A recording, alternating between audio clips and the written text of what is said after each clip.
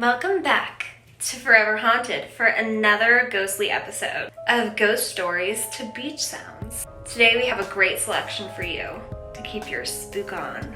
So sit back and relax, because ghost stories are up next.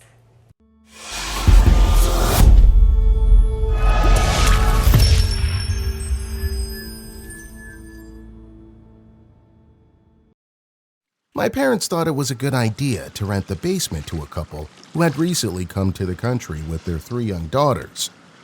A few weeks into their stay, the father was supposed to be watching the girls while the mother was at work, but he left them unattended for a short while as he had to go and run an errand.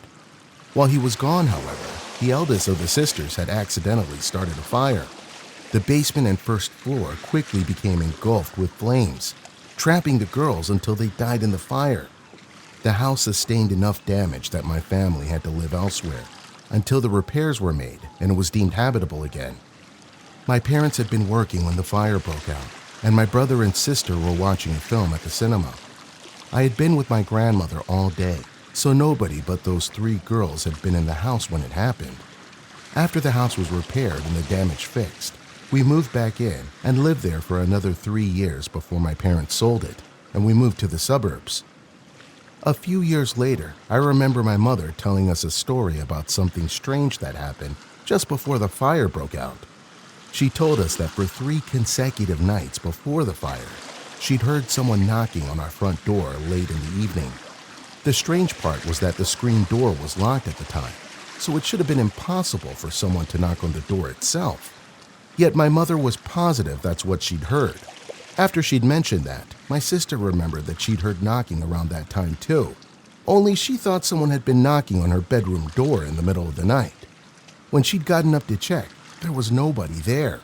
My mother was a very religious woman, and both she and my sister firmly believed in the paranormal. My memories of the house were mostly forgotten by then, but hearing their stories did remind me of something I experienced too.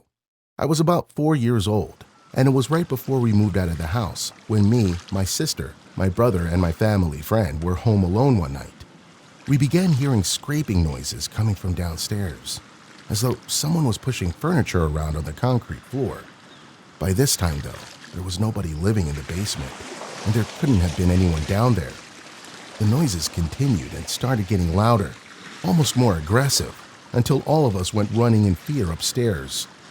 My sister called the neighbor and explained that there might be an intruder in the house, and they in turn called the police. We waited upstairs, terrified that whoever was in the basement could come and get us, but we heard nothing until the police arrived.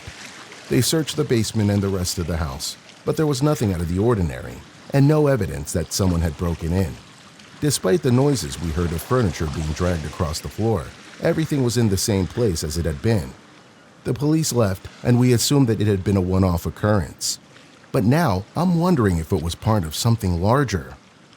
My sister also told us that she remembered hearing children's laughter sometimes when she was ironing downstairs, but the walls were pretty thick, and there were no other children in the neighborhood, so it struck her as odd. My dad, too, said he would often feel cold spots when he was in his workshop down there, as though there was a breeze going past him, even though there was no drought. The basement was definitely a hotspot for this kind of activity, and after we all came forward with our experiences, I think we all agreed that something had definitely been going on there. We moved out of that house years ago, but it's still there. The neighborhood itself had gone through a huge transformation, but the house is still the same. I've always wondered if those little girls who died there are still hanging around, or if they finally found peace after the tragedy.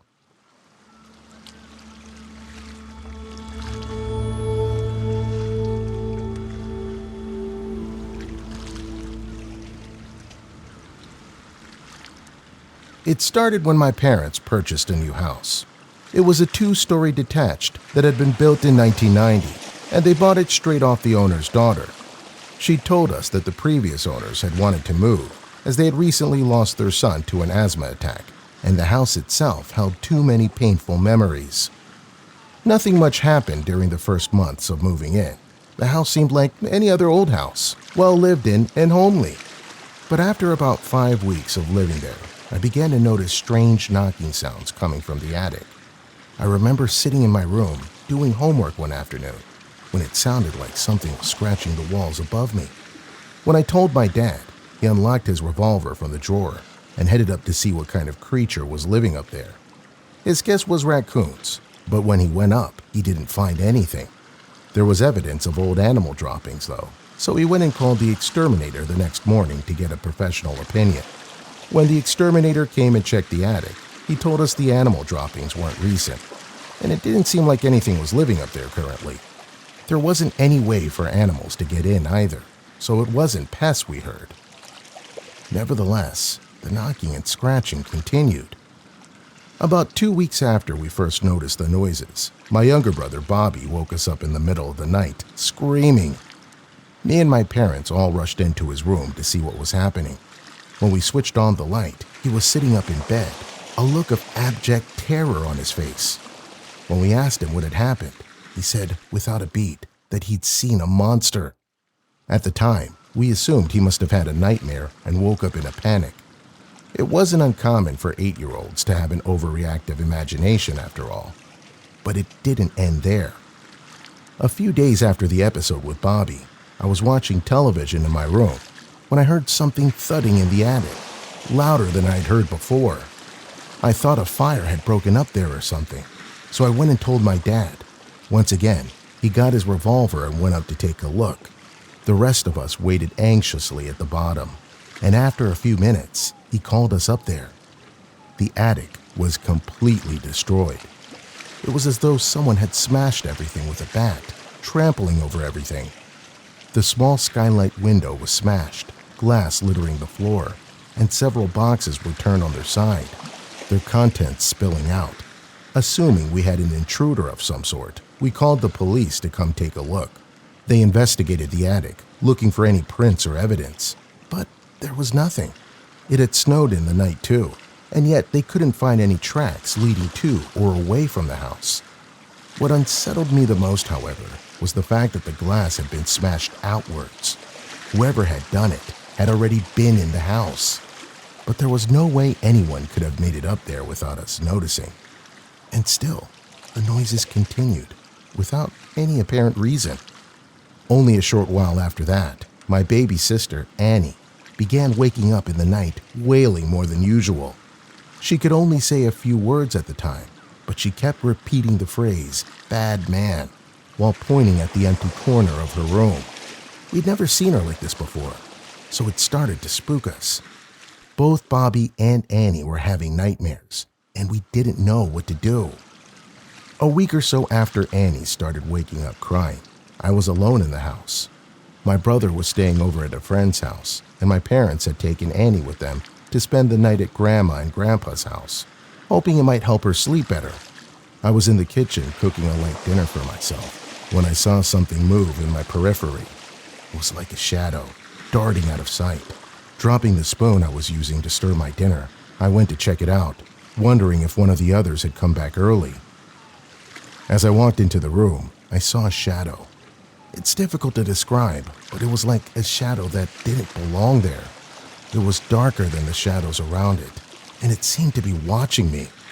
It took a step towards me, and that's when I ran to the neighbor's house, thinking there was some kind of intruder.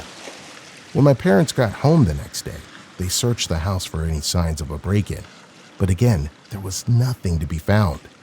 I was starting to wonder if I was going mad or seeing things that weren't there. But then, a few days later, I was walking through the front door when I glanced up at the stairs and froze. Leaning over the guardrail was a man. He looked to be in his late teens or early 20s and was glaring down at me with a ferocity like I'd never seen before. I screamed, and my mom rushed in to see what was wrong. When she saw the stranger, she gasped, but then, just as suddenly, he was gone, vanished into thin air. We'd both seen him at the time, and that's when I knew I wasn't going crazy. My mom and I made a promise to keep it between us, since we didn't want to worry the rest of the family. After we saw that man, everything seemed to stop. There was no scratching or knocking coming from the attic, and my younger siblings were able to sleep peacefully for the next month, undisturbed by nightmares. Then my brother's birthday came. He was excited that morning, running all around the house, his footsteps thumping up and down the stairs. I poked my head around the corner of the doorway to tell him to be careful, but as he turned toward me, he missed the step. His whole body jerked forward, a look of horror on his face as he began to fall, and then suddenly he stopped. He was suspended in midair, with the back of his shirt bunched up as though someone had grabbed him from behind. He was slowly lowered to the step, staring at me in shock.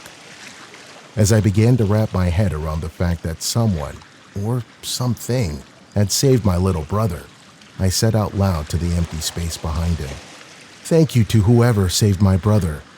A few days later, my father was checking on Annie in her room when he said he saw a man leaning against the wall, watching her. He described the same man that Mom and I had seen. That night, as we put together all the different things that had happened, we began to realize that the house was haunted. The day after we formed this conclusion, we invited a sensitive to take a look at the house. She told us that we had two entities in the house with us. One was the late son of the previous owner, and the other was a demonic force. The son, who wanted to be known as Cyclone, had been fighting to keep all us safe from the demon, who had been the thing that I saw and the one scaring Annie and Bobby. She suggested that we saw the son at times when he was watching over us. After that, she offered to cleanse the house to get rid of the demonic energy, and everything quieted down. We still see Cyclone on occasion, but now it's just like he's part of the family.